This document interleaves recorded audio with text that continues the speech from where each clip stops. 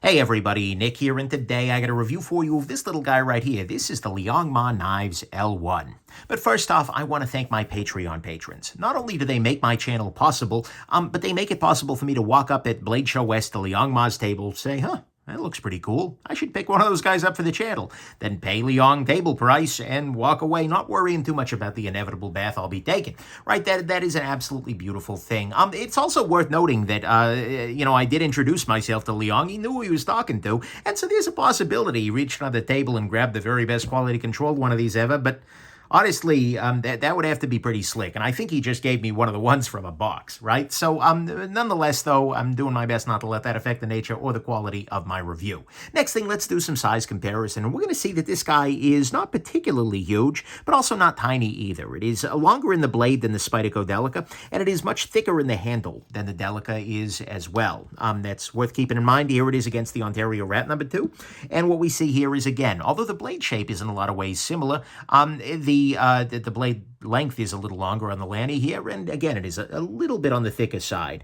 Yeah, it seems a little bit thicker than the Rat 2 as well. And then here it is against the Spyderco PM2. In this case, this is the River's Edge Cutlery recurring exclusive thing, because my other one is wearing a prototype set of scales. Anyways, I digress. Here it is against the PM2, and what we see here is this is not a particularly small knife. At the same time, in terms of sharpened blade length, we're actually not far off the PM2. And in terms of handle length, again, not that far off. But in terms of thickness, these two are about the same kind of thickness. So, anyways, there is that. Next thing, what is this? Who is Liong Mah? Well, Liong Mah Designs is a guy named Liong Mah, right? He's done a lot of stuff, and I've actually reviewed a bunch of his stuff on the channel before. But he is a maker who works primarily with Rayot knives, has a very good relationship with them, and has made a bunch of stuff in the past, ranging from, with famous ones like, I think he's got the Field Duties, he's got, he had a Lanny at one point in time, he's got the Lanny 1. But anyways, he's an individual designer who works with Rayot to have these guys made. And then one thing that's worth noting is there are a bunch of variants of this. So this model here is $610 on the table. There is one with a jigged-looking TI on the back there where they've done, it almost looks like bone, which is about $550. You can get one with Damasteel at $810, and then a full dress variant at $1,000. So, anyways, there we go. And then, so actually, let's go on ahead and jump into the good, the great, the bad, and the ugly of this very interesting knife. So on the good side, to start with, this guy is an integral pocket knife. This is not something that is crucial, but it is something that is certainly neat. Right? What we see here is that this guy is made up of a single chunk of titanium. We start here, then we wrap around the back here, all the way back down, and then come over to here. This is just one contiguous chunk, including the lock bar, which we see connects. So this is just one chunk, connects via here, all the way. There are basically, there is the clip, which is separate. There are these carbon fiber scales. There is a pivot and such, and there is a blade. Everything else is one single chunk of titanium that has just been milled and carved out there in the middle. That's kind of a cool little detail here. Is it crucial? No, but it is certainly neat. And it does lend an interesting feeling to the action, which I think is kind of fun. And ultimately, it's showing off, but it's a cool way to show off. So that's fun. Next thing, clip-wise, this guy has an interesting pocket clip here. What we see here is it is using a ball. Looks like some kind of a ceramic ball. It's kind of mounted in there. Slides down onto whatever's in your pocket. Works really well. But also on the clip, you have yourself a very nice texture here, which will hide. It's kind of hard to show off. Let me zoom in a little bit. Has a very nice kind of orange peel / blasted texture that is going to hide any kind of wear or snail trails on the clip, which I think is a very nice thing. And it's just, overall, it works pretty well. It is worth noting, though, that it is a right side only clip. There is no way to mount it on the other side. Sorry about that, lefties. Next thing, ergonomically, this is quite good in the hand. In this grip, it works quite well, although there is a slight hot spot right here we'll talk about later. And then if you choke up a little bit, it works even better. Given I have smaller fingers, and so as a result, this can work as a finger choil, but at the same time, this works really, really well in the hand, and the clip is designed such that it works quite good. So ergonomically speaking, this is great. Next thing, this is very nice in the pocket. What I mean by that is one advantage of an integral is that by and large, you just have one kind of chunk along the back here, and given this does have a flipper tab that is going to do a little bit of pecking on whatever's in your pocket here, but at the same time, it is hung in such a way from this clip that when this knife hangs, the flipper tab is going to be kind of out of the way there. And so that is a very nice little thing. I appreciate this in the pocket, and that is one nice part about the integrals, is they tend to be just very smooth along the back side here. Next thing, blade on this guy. This is a nice little blade with S90V blade steel, which is a steel that I really like. Honestly, the more I carry it, the more I appreciate it. It's a very good all-arounder. It also has a very thin edge here, and it cuts quite well, actually, as a result. Despite the stock being a little bit on the overly thick side, the knife cuts. There is no concern about that at all. And then finally, on the good side, the details here are very, very nice, and I'll kind of zoom in on a couple of them here. I mean, to start with, one of the problems that you deal with an integral pocket knife is how do you get the stop pin into the knife when it's one chunk of titanium? Well, one approach they've taken here is to let this part sit on top of this part, which is in turn holding that stop pin in place. It's a cool little detail, but I like it. You also get, by the way, a very specialized pivot. So on this side, you get a pivot collar here, and then on this side, you get this pivot collar here, which is a very different sort of an affair. Actually, I'm not even sure this is a collar so much as just the thing, right? But it looks quite good. You have a very nice lanyard hole along the back here where there's just a through and through little hole in here, which works pretty well. You've got yourself a little, what appears to almost be a nail nick sort of thing. I don't know that I necessarily appreciate it and that it's going to collect crud and things like that, but it is definitely it's kind of a neat little detail, and it makes it more of a callback to a Lanny's clip style slip joint there. You do have a very subtle jimping on here. So this little area of jimping is enough to be present, enough to be very tactile, but it's very smooth. It's not going to rough up your hands or anything else like that, which is nice. It has a lock bar insert right on here, which is going to prevent lock stick. You can also see it's been very nicely blasted to seem very similar to the titanium, even though I suspect that this is in fact a stainless steel. There is also the bolster here is serving as an over-travel stop, which prevents you from pushing this lock bar too far in this direction here, which could actually be very bad on an integral knife, because if this bends all the way out, there's no way to rebend it. So you can't bend back this direction, right? So that's a nice little detail. And then finally, you have a variety of finishes on this guy. I mean, if we just look up here, there's sort of a finish that is almost like an orange peel sort of look to it, right? Or maybe it's a very weird blast. Either way, it feels very orange peely, and that goes on throughout the entirety of the knife. And those kinds of finishes tend to be very robust to scratches, to snail trails, to that kind of thing. That same thing we get on the clip. On the clip there, we get a nice little ball with a very nice polish to it. We get nice polishes on these various screws and various parts like that. If we look at the blade itself, what we see here is, aside from Liong's logo, which is done very, very well here, we have sort of a blasting on the grind of the blade here. And then on the flat of the blade, we have something that is more of a satin with a little bit more polish to it. And so as a result, we end up with a little bit more, well, variety, so to speak. And by the way, this part here is going to be that blasted finish as well. But we see a bunch of different finishes on this pocket knife, which I think make things a little bit more interesting. And so ultimately, I think the thing that is maybe most interesting, well, okay, second most interesting about this guy are those details. It's clear that Liong put a lot of effort into getting these details right. So to me, all of that is the good, is that it's got nice details, a nice blade, it's nice in the pocket with good ergos, a nice clip, and it is an integral pocket knife. On the great side, the action on this is great, right? This is a bolster lock style knife, which means, and I don't even know if that's what it is, right? Because it's got bolsters, but the thing that is important about this is that as you are holding this knife, there is no way for you to put pressure onto the lock bar, therefore increasing the detent strength. So every single time you grab and flip this knife, it deploys exactly the same. And the action on it is great. It is done in such a way that that detent is pretty much perfect. Rayot is really good at getting those detents done right, and Liong Mah is benefiting from that here. This is just really nice. It is also a very smooth knife. Generally speaking, it is not the most drop-shutty thing ever, but it is incredibly glassy smooth. It just feels super nice. And also the integral part just lends it a very nice kind of thunk to it as it closes.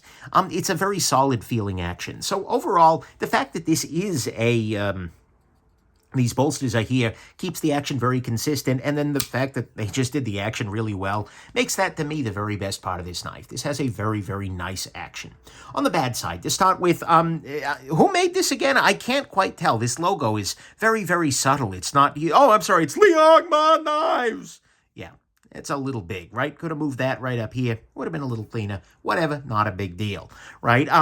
Then next thing, the nail nick on this guy. I am not 100% a fan of nail nicks, generally speaking, because they end up kind of capturing crud, right? I get that it makes for a more subtle opening, and without that, it might have been hard to grab this guy open, although I still managed to do it. I don't quite get why that was there, but ultimately, whatever, not a huge deal. It is also, next thing, ergonomically speaking, the balance on this guy is a little bit further back than I might like. It's a little bit further back here.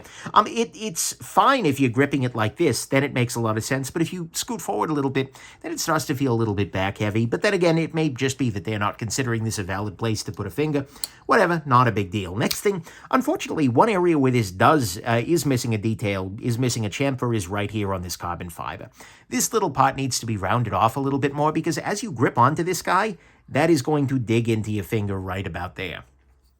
It's not the end of the world, but it is definitely an area where they could have, they could make a little bit of change. And frankly, if I were keeping this knife, what I might end up doing is detaching the clip here and this piece of carbon fiber and doing a little bit of that rounding, being very, very careful, doing it underwater so the carbon fiber dust is bad news. Just saying, guys. But anyways, it is a thing right there. Next thing, this guy does have these screwed in inlays, and I got to be honest with you.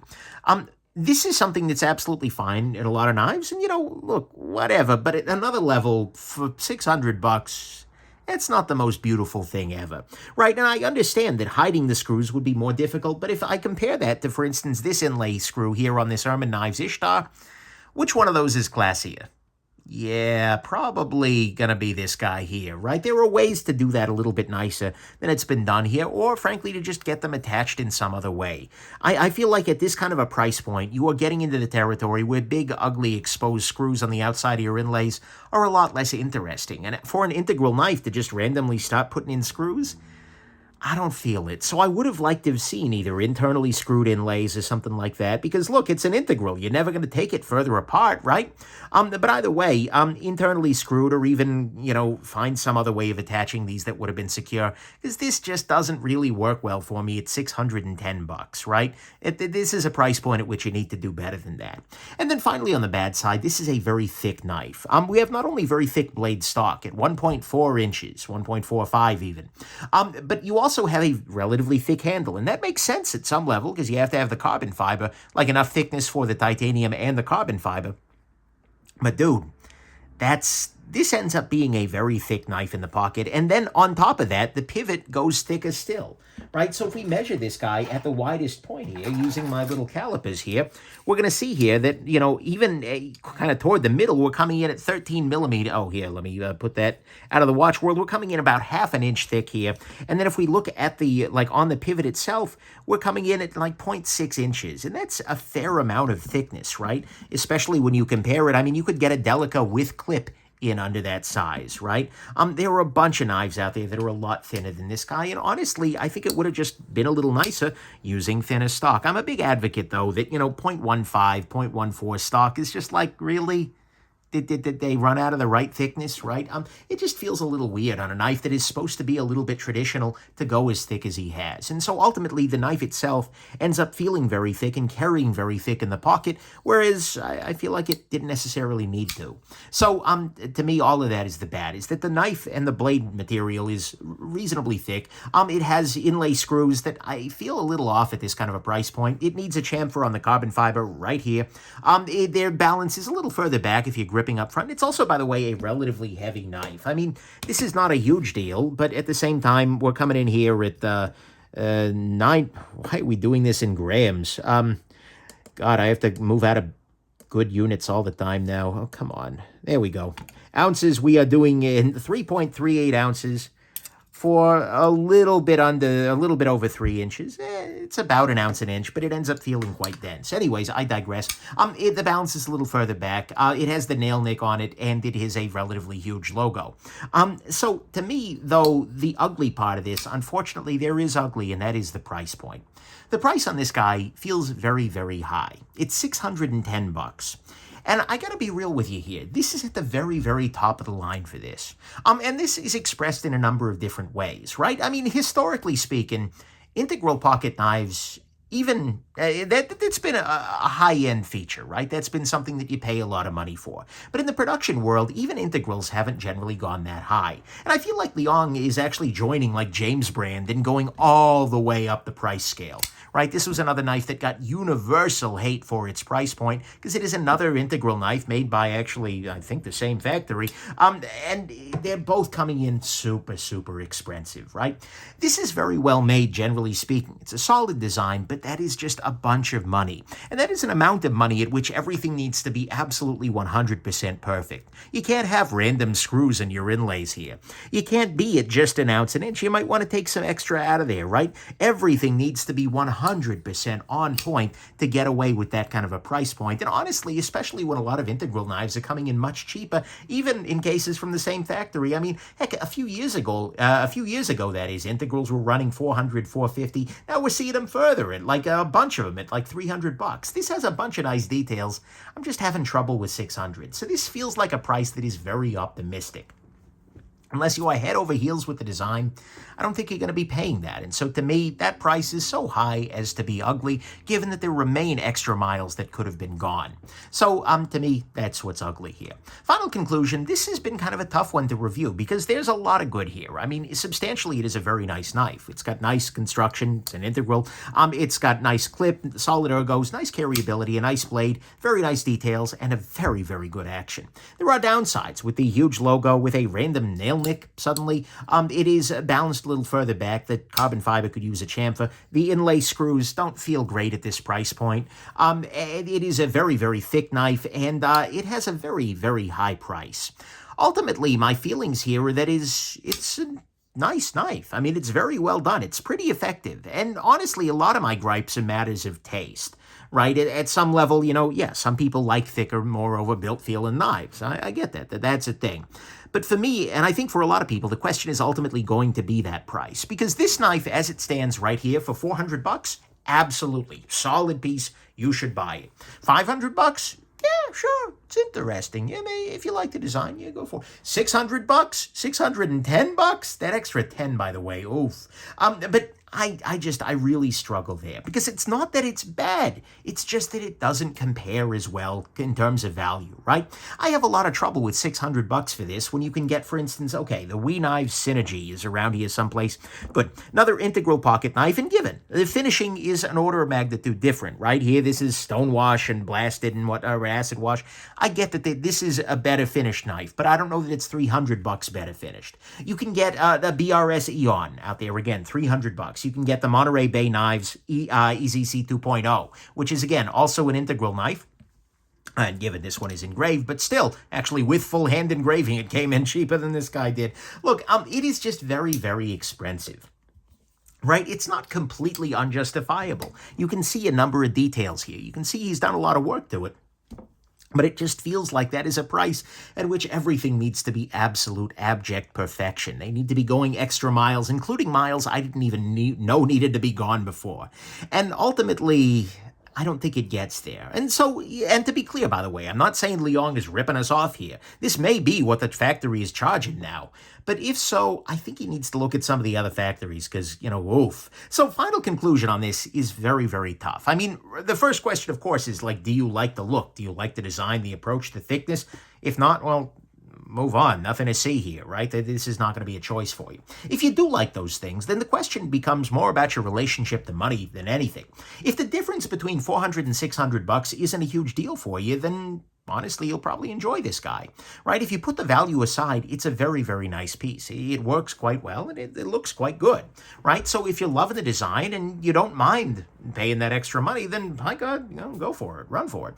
But if the value is a question, then ultimately it's going to be a much harder decision to make. So ultimately, it's a nice piece, and it's a very nice evolution of Liong Mah's style. I think this may be the nicest knife he's ever made, but I think your wallet is going to be the main decider between L1 and L no. So anyways, hope this has been interesting to you, that this review was integral to your day, and that you have yourselves an absolutely wonderful rest of your day. Bye now.